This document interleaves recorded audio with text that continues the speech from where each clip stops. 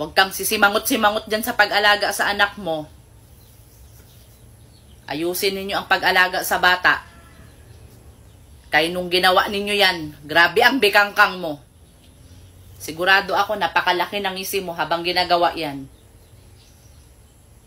Ngayon na mag-alaga kayo, ganyan ang ipapakita nyo sa bata. Nakasimangot. Nakakapagod mag-alaga sa bata, no? Tapos kayo, mga suwail lang kayo. Ngayon, naranasan na ninyo. Pinagsabihan ko kayo para hindi kayo mapagod pag mag-anak kayo. Magsipag-ayos kayo sa buhay ninyo.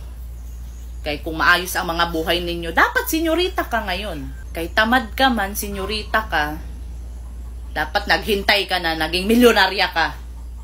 Para marami ka dyang magyaya dyan sa anak mo. Ngayon, gaganyan ninyo yung bata, magsimangot-simangot kayo kapag mapagod kayo sa pag-alaga. Kaya kung nag-ayos sana kayo sa mga buhay ninyo, di sana marami ka dyang yaya. May magyaya sana dyan sa anak mo. Kahit 10 pa yan. Hindi ka man nag-aayos. Huwag ninyong gaganyanin yung bata. Pakitaan ninyo ng pagsimangot sa mga muka ninyo. Kaya kayo ang may kagagawan yan.